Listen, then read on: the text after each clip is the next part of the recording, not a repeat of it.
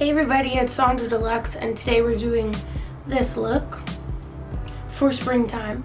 I'm ready for some color. The products that I'm using today are either a collaboration with a beauty influencer or their own makeup line, and all three of them are people that I really love, and all of the products they made are super dope, so congratulations to them. And if you want to see how to get this springtime glowy look, then stay tuned. So I'm gonna start off with my eyebrows and foundation, all that done, and I'm gonna get into my BRETMANROCK Morphe brushes collaboration in the Babe of Paradise, and I'm gonna go into the shade Shady Bitch with the Morphe Bretman brush, and I'm using it to kind of bronze the cheeks and to start my highlight above the top lip, above the brow bone, so I look mad glowy. Then I'm gonna go into Mahu and Vacation, mixing those two together to do my nose highlight and to brighten up the highlight on the very highest points of my cheekbones, and just to bring that highlight to life a little bit more than to just use the bronzy shade. And I usually don't use a brush like this, it's pretty nice. I usually use a big old brush. Next, with the Dominique Cosmetics Latte palette by Kristen Dominique, I'm going to go into the shade Caramel just to do a light base to kind of absorb any oiliness in my crease or wet foundation, and I'm going to follow up with the Pumpkin Spice shade, and I'm kind of going in a halo shape, heavily in the inner corners of my eyes and outer, winging it out just a little bit, as well as dragging that color down along my lower lash line. This is with my Morphe M433 brush. It's a smaller blending brush, but it gets the job done, you feel me? Same thing on the other side, and I'm working in layers, so I'm going into the shade Hazelnut, and I'm bringing it in a little bit tighter than I did with the Pumpkin Spice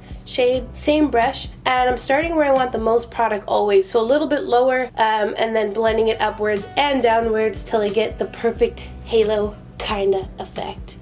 Then I'm going to go underneath my lash line with the shade Mocha, and I'm just tapping it right underneath my lower lash line, softly winging it out, but just to add a little color, you know. And I'm using my Anastasia A3 brush. It's pretty firm, so any firm kind of tight brush will work really well for this. I'm going to give it a little blend with the blending brush used earlier, the Morphe M443, just so it blends all together. And I'm going to go into the Vanilla Cream color to highlight my lid. I don't want to keep it too white, so I'm going to go back in and blend it with the M433 brush, and then just brightening it again closer to my lash line and giving it in a little wispy blend. For the pink inner corners of my eyes, I'm going to go back in with the Babe in Paradise palette and go into the shade Baby Girl, and I'm going to really highlight those inner corners of my eyes. This is a highlight that moves with you, so as you move it'll look more pink or less pink, and I'm going to take the Shady Bitch color and go right underneath my brows to kind of carry through that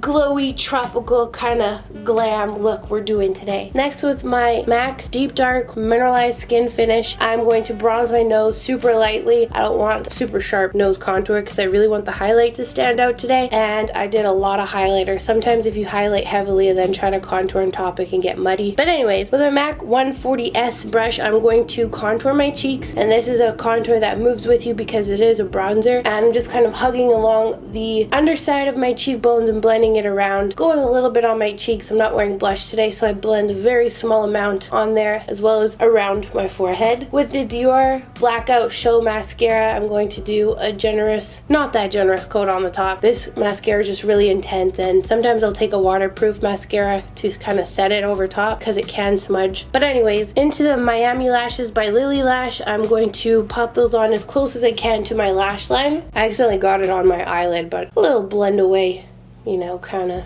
helps. I'm going to do the same on the other side. I do cut these to size. I cut them from the inner corner and the outer corner so they look a little bit more winged out. They're more of a rounded lash, and I'm just going to fill in those spaces in the inner corners of my eyes. If my lashes are too long, they poke me in the inner corner, so I usually place them pretty far out. And I'm going to take the Dior Show Mascara again and put a coat on the bottom. I just did a very light coat, but still doing the most. This kind of went crazy. If you've ever seen me use lip liner in my tutorials, it's a little bit of a mess, but this is actually one of my favorite lip liners. It's the ELLARIE ColourPop collaboration, and this is such a beautiful color. I actually did an ombre lip in another video that with a lip pencil that was sold out, so this would be a good alternative. This is just a good one to have. A nude and a dark purple like this is really great to have in your kit, but I went a little overboard. I'm trying to do an ombre kind of effect. I wiped a little off because I thought it was a little intense, but anywho, I'm going to go in with the this beautiful bright matte lip color called Yoshi, which is named after her daughter, who is so adorable. And I'm going to fill in my lips in the areas we left blank and blending it outwards as far as I can. Now it does dry matte, so it looked a little cray-cray, I found. So when I ended up looking at myself up close, I realized it looked like I had drawn on two gigantic balloons for lips, so I had to fix them. So if you feel like you've done this before, I like to take a wipe or a makeup remover and just kind of edge out the areas that you might have overdrawn, and then taking a little bit of your foundation on a brush that you might snatch your eyebrows with and kind of going around the shape. People do this anyways after a bright lip just to make it extra sharp, and then I just rubbed whatever's left over on my bronzer brush over top, and then filling in any gaps with that color again. But as you can see, it's dried to a really pretty matte. For some reason my camera's not picking up the color as bright as it actually is, or any of these colors. I think because the sun's shining really bright behind me, that this color is mad bright and really pretty. Anyways, that's a little bit more respectable. So that completes the look. Thank you guys so much for watching. Don't forget to share, subscribe, turn the notification bell on, follow on all things. Love yourself, stay pretty, and I'll see you guys again in the next tutorial. Let me know what you guys want to see next.